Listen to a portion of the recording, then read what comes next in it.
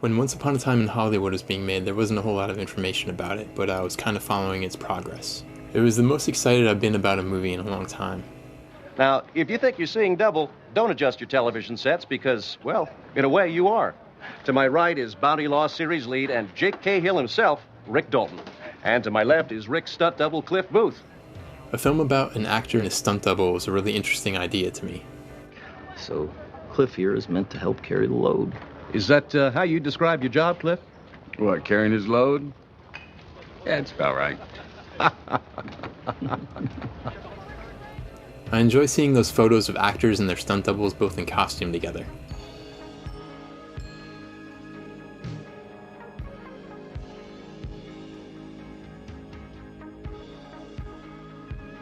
When the movie came out, I saw it in the theater with several friends. Josh, Jefferson, Jesse, Jim, and Andrew. The movie lived up to my expectations. I could tell it was going to be one that I would visit over and over again. In fact, as the credits rolled, I came up with a revolutionary twist on the concept of the double feature. We had a Rick Dalton double feature in our screening room last night. Step 1, watch a movie. Step 2, immediately watch it again. I didn't do that, but I wanted to. Much like Dial M for Murder, it feels like one of those movies that's tailor-made for detail-oriented viewers. I love the attention to detail in Once Upon a Time in Hollywood, not just in the period piece art direction, but also all the clips of TV shows and movies. It all feels so authentic. I've never seen an episode of Wanted, Dead or Alive, but I have this box set of The Twilight Zone, which interestingly features old television ads, including for Wanted, Dead or Alive. Kimberly Clark invites you to watch Steve McQueen in Wanted, Dead or Alive, Saturday nights over most of these same stations. And the fictional show Bounty Law feels so similar. This man is worth $500, and this man's going to collect. He's Jake Cahill, and he lives by Bounty Law.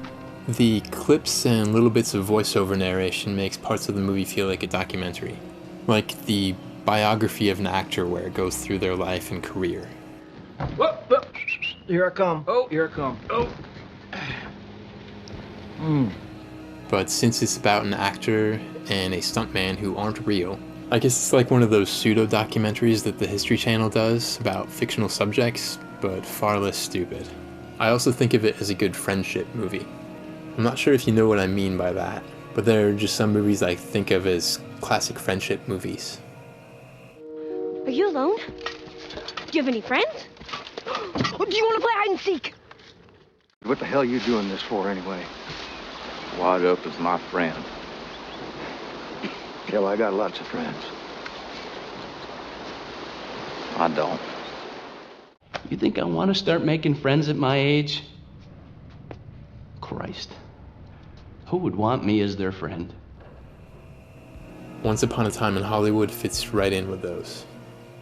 Oh, sounds like a good friend. I try. Some of my favorite movies have incredibly efficient storytelling, such as Jaws, Jurassic Park, and The Terminator. This movie, on the other hand, is not necessarily efficient storytelling in that same way. It's kind of like how I tell a story.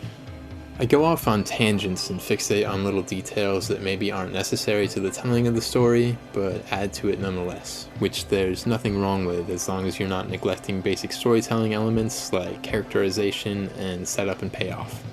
Many scenes in this movie at first feel trivial or unnecessary, but prove to be less tangential in hindsight because they provide insight into a character or set up for a later payoff. One of my favorite scenes in the movie is a good example of that, where Cliff is feeding his dog and making himself mac and cheese for dinner while the TV is on. Maggie Trent and Martin, Christopher Jones, star of the sensational Wild in the Streets. Film again in 3 in the Attic, in color. You're getting to know Cliff and you're getting to know his dog, and it's very subtly setting things up for later in the movie.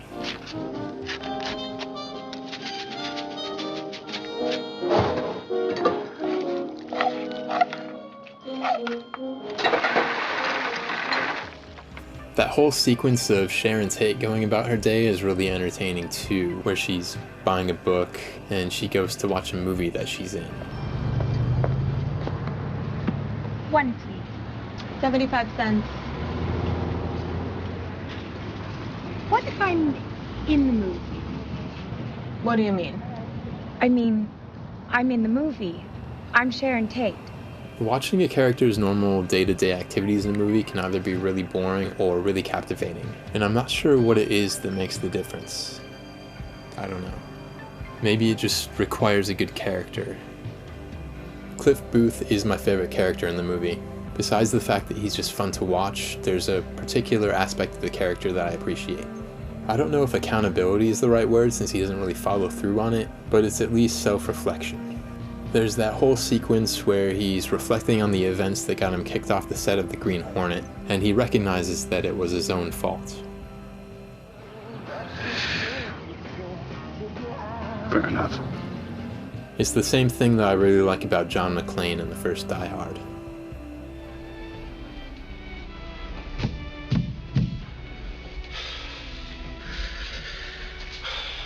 That's great, John. Good job. Very mature.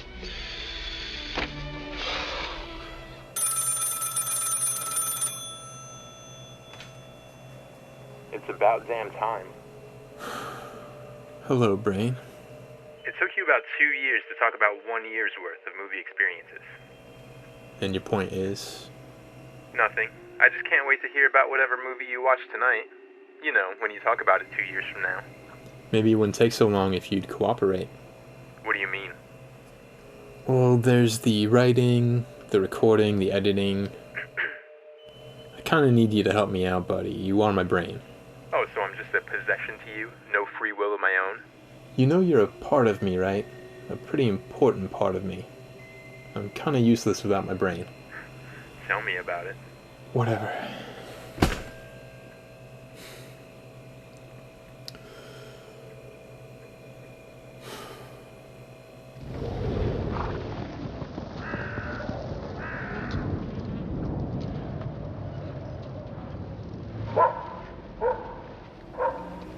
The scene at Spawn Ranch feels like it's straight out of a horror movie. It's genuinely creepy. The pacing, tone, and sound design remind me most of the Texas Chainsaw Massacre. There's even some similar shots and imagery.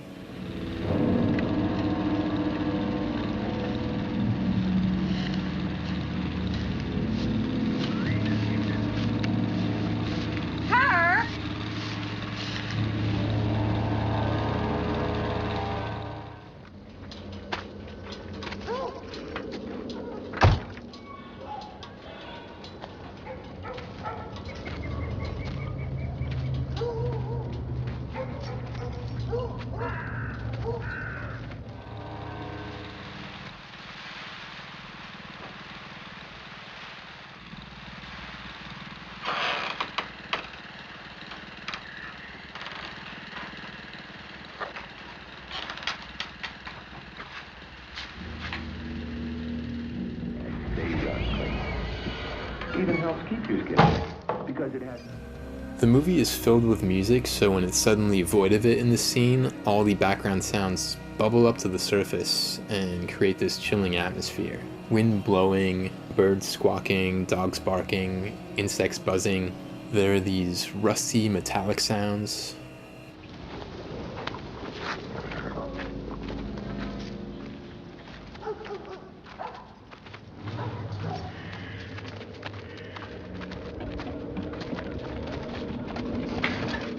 Where the hell is everybody?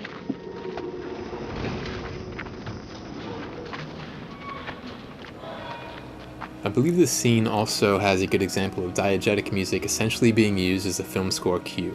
There's some suspenseful background music when Cliff enters the house to see George, but it seems to actually be coming from whatever Squeaky is watching on TV. I don't know if this was intentional or just a coincidence, but I noticed that multiple Manson family members are played by pretty well-known former child actors, or children of well-known actors or filmmakers.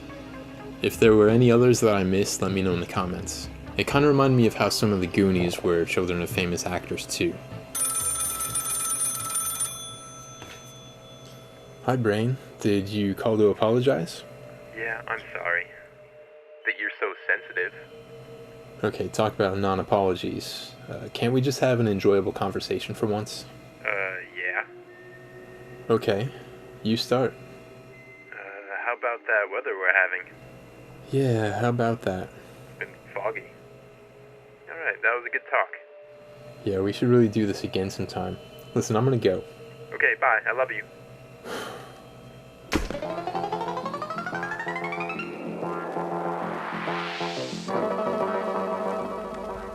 Since this series is about movie experiences, and a big part of the experience for me was the lead up to the movie coming out, I want to talk more about that lead up, where I picked out movies for a double feature. They're from around the era that Once Upon a Time in Hollywood takes place, and seemed at least loosely connected to it. So come back soon for part 2. Till then, this is Alan Kincaid signing off from Hollywood.